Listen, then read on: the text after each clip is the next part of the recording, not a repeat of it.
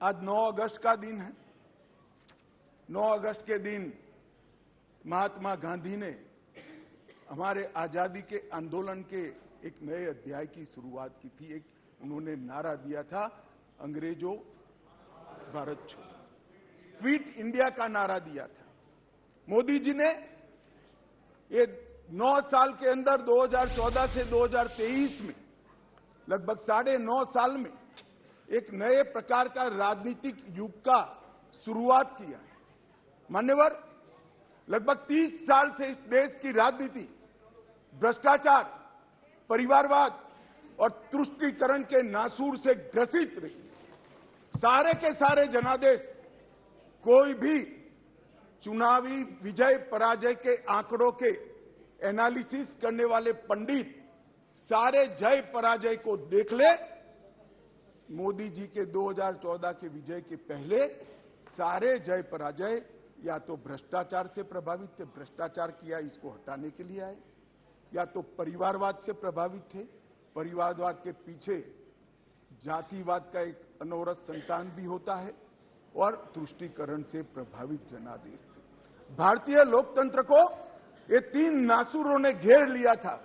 नरेंद्र मोदी जी ने भ्रष्टाचार, परिवारवाद और तुष्टीकरण को हटाकर पॉलिटिक्स ऑफ परफॉर्मेंस को तरजीह दी, और आज विकास जनता के फैसलों का निर्णय करता है। मगर फिर भी कहीं कहीं दूर तक भ्रष्टाचार भी बैठा है, बच गया है, परिवारवाद तो दिखाई ही पड़ता है, और तुष्टीकरण की राजनीति भी चलती है। इसलिए मोदी जी ने आज नारा दिया है, भ्रष्टाचार क्विट इंडिया, परिवारवाद क्विट इंडिया, तुष्टीकरण क्विट इंडिया। मान्यवर, अगर भ्रष्टाचार, परिवारवाद और तुष्टीकरण एक क्विट इंडिया अगर कर लेते हैं, तो इस देश की राजनीति में मोदी जी ने 2014 से एक नए युग की शुरुआत करी है, विकास के युग की। वो हमारे स्वतंत्रता सेनानियों के कल्पना के भारत की निर्मित 2047 के बहुत साल पहले कर देगी, इसका मुझे पूरा विश्वास है। मान्यवर, अविश्वास का प्रस्ताव एक संवैधानिक प्रक्रिया है, हमें कोई आपत्ति नहीं है। विपक्ष का उद्देश्य है कोई भी हो, विपक्ष का अधिकार है अविश्वास का प्रस्ताव ले आते। और मैं तो कई बार मानता हूं कि अविश्वास प्रस्ताव से पार्टियों के और गठबंधनों के चरित्र उजागर होते। कई बार अविश्वास प्रस्ताव आए, मैंने जैसे पहले कहा, मैं 3 अविश्वास प्रस्ताव का जिक्र करना जरूर चाहूंगा।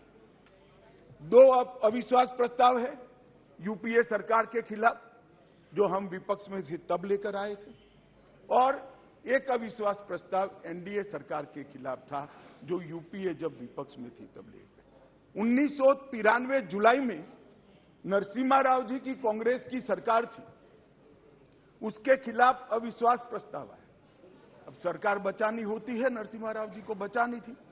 कांग्रेस का मूल सिद्धांत है, एन केन प्रकारेण सत्ता में बने रहना, सत्ता में बने रहने का प्रयास करना। ना इसके लिए सिद्धांत होते हैं, ना नीतियां होती है, ना औचित्य होता है। मान्यवर, नरसिम्हा राव जी की सरकार अविश्वास प्रस्ताव जीत गई, और बाद में कई लोगों को जेल की सजा हुई, स्वयं नरसिम्हा राव जी को हुई, क्योंकि झारखंड मुक्ति मोर्चा को घूस देकर अविश्वास प्रस्ताव पर विजय प्राप्त करी। आज कांग्रेस भी है, कांग्रेस भी वहां बैठी है, और झारखंड मुक्ति मोर्चा भी वहां बैठा है। मान्यवर, 2008 में मनमोहन सिंह जी विश्वास प्रस्ताव लेकर आए। विश्वास प्रस्ताव के वक्त भी एक बार यहां पर बरोबर देश में वातावरण हो गया था कि इनके पास बहुमत नहीं है, बहुमत था भी नहीं। और मान्यवर, इस सदन ने उस वक्त सबसे कलंकित घटना देखनी पड़ी, सांसदों को करोड़ों रुपए की घूस लेनी पड़ी, और हमारे ऑनेस्ट सांसद वो रुपया लेकर पीठ के सामने आए और कहा कि हमें संरक्षण चाहिए, हमें रुपया ऑफर किया गया, और वो सरकार बचा ली। तो एक तो चरित्र है यूपीए का, सरकार के सामने अविश्वास का प्रस्ताव आए या कोई अविश्वास का प्रस्ताव न लाए, इसलिए विश्वास का प्रस्ताव वो स्वयं लाए। इसमें से बचने के लिए सारे सिद्धांत, सारा चरित्र, सारे लोकसभा के नियम कानून, हमारी परंपराएं, इसको त्याग कर येन केन प्रकारेण सत्ता को संभालना और सत्ता पर काबिज रहना। इसके सामने मान्यवर दूसरा एक उदाहरण है। 1999 में अटल जी की सरकार थी और अविश्वास प्रस्ताव आया मान्यवर। ये जो कांग्रेस ने किया वो हम कर सकते थे, क्योंकि 93 में नरसिम्हा राव जी ने देश के सार्वजनिक जीवन को एक एग्जाम्पल पूरा कर दिया था कि सरकार ऐसे भी बचाई जा सकती है, करोड़ों रुपया देकर भी बचाई जा सकती है, हम भी कर सकते हैं। मगर हमने नहीं किया, हमने नहीं किया। हमने हमारी बात रखी, देश के प्रधानमंत्री अटल जी ने इसी सीट पर बैठकर अपनी बात रखी संसदों के सामने और जो कहा कि संसद का जो फैसला है मैं सर पर चढ़ाऊंगा, हमें कोई आपत्ति नहीं। मान्यवर, सिर्फ एक वोट से सरकार गई, सिर्फ एक वोट से। क्या हम यूपीए और कांग्रेस की तरह बचा नहीं सकते थे? बचा सकते थे, मगर मैंने कहा ना कि कई बार संकट के समय गठबंधनों और पार्टियों का चरित्र उजागर होता है।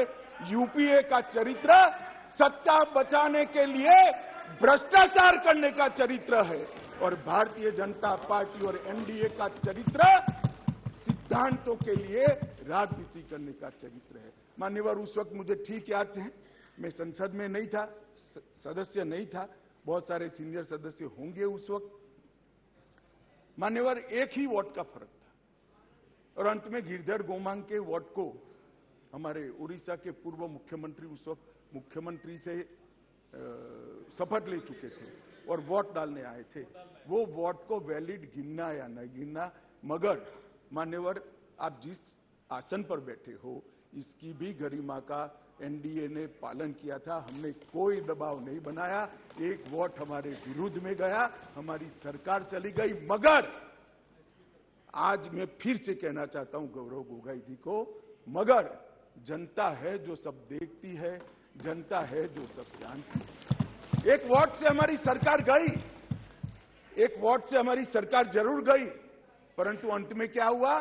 बहुत बड़े बहुमत के साथ अटल जी फिर से देश के प्रधानमंत्री। मान्यवर, हमारे एनडीए का कुंबा मोदी जी के नेतृत्व में, भारतीय जनता पार्टी मोदी जी के नेतृत्व में हम देश में सिद्धांतों की राजनीति को प्रस्तावित करने के लिए राजनीति में है।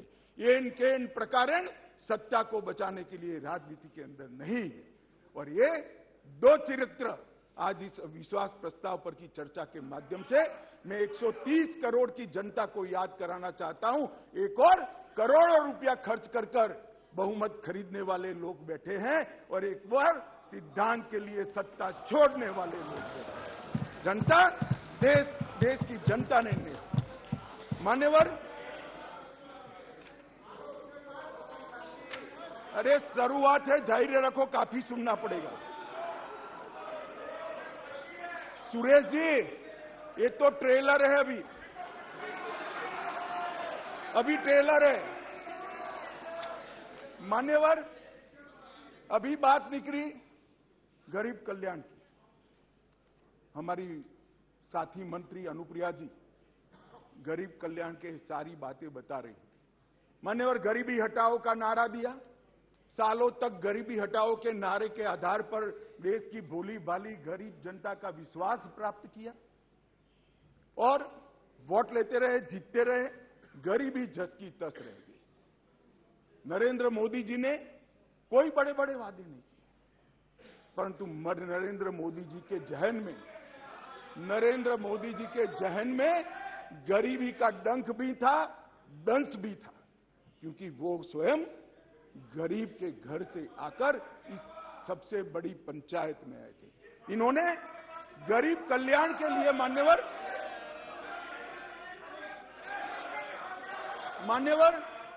इन्होंने गरीब कल्याण के लिए ढेर सारे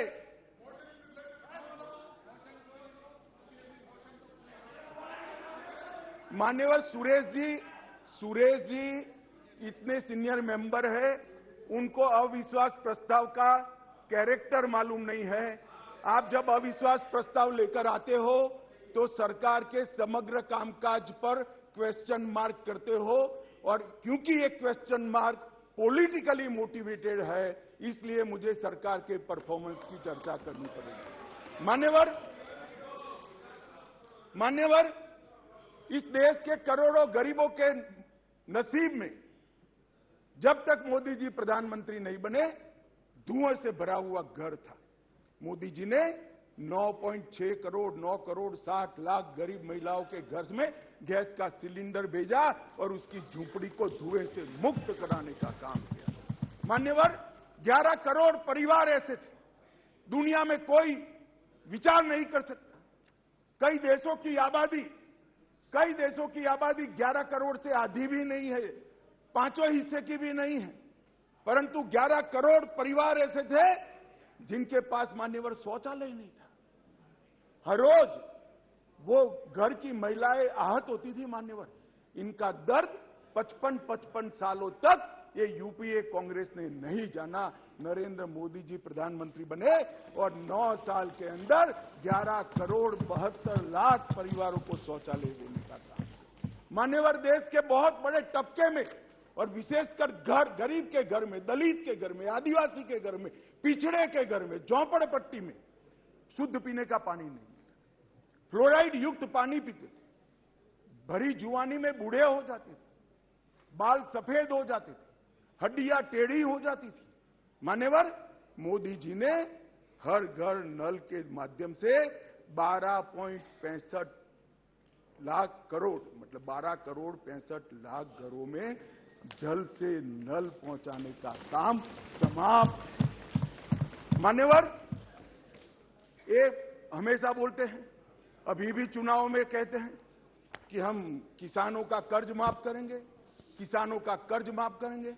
मान्यवर, मैं पूछना चाहता हूं, 10 साल में कितना कर्ज माफ करा भाई? 4 से 14 तक आप 10 साल रहे, कितना मार्च करा? 70,000 करोड़, ठीक है ना?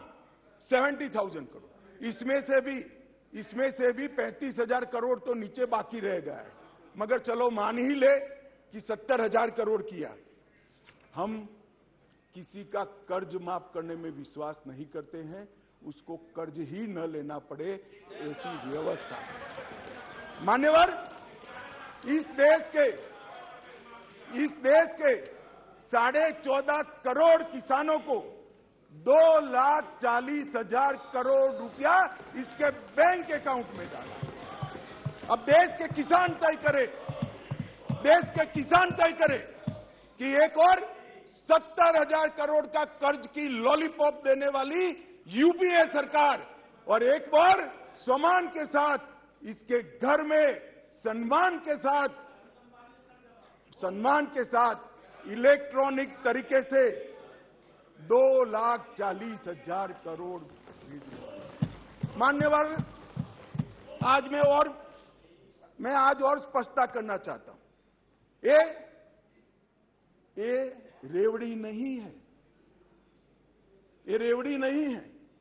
हमने ये करने से पहले एक सर्वे किया कि 2.5 एकड़ से कम जिसकी जोत है वो किसान को कितना खर्चा बेसिक खेती के काम के लिए आता है, क्योंकि वो तो मजदूर रखता नहीं है, स्वयं ही बेचारा मेहनत करता है। इरिगेशन, बीज और खाद का कितना खर्चा आता है, तो 2.5 एकड़ से कम जिसकी जोत है इसका खर्चा 6,000 आता है। मोदी जी ने 6,000 रुपया इसको दे दिया। भैया तुम ऋण ही मत, आपने तो एक बार किसान को ऋण मुक्त किया, मोदी जी ने पूरे जीवन के लिए उसको ऋण मुक्त करने का काम किया है। मान्यवर, इस देश में 50 करोड़ लोग ऐसे थे, करीब 60 करोड़ लोग, जिनके घर में बीमारी आ जाए तो पिताजी की मृत्यु हो जाएगी इसका डर नहीं लगता था, इलाज का खर्च कितना आएगा इसका डर लगता था, और वो पूरा परिवार ऋण के बोझ के तले दब जाता था। मोदी जी ने 50 करोड़ लोगों को 50 करोड़ लोगों को 5 लाख तक का सारा स्वास्थ्य का खर्चा माफ कर दिया। आज देश के किसी भी गरीब के घर में बीमारी आती तो 5 लाख तक का सारा इलाज, चाहे ऑपरेशन करना हो, चाहे दवाइयां देनी हो, चाहे टेस्ट कराना हो, वहां तक कि अस्पताल से घर जाने के रिक्शा के 200 रुपया भी हम दे रहे हैं। 5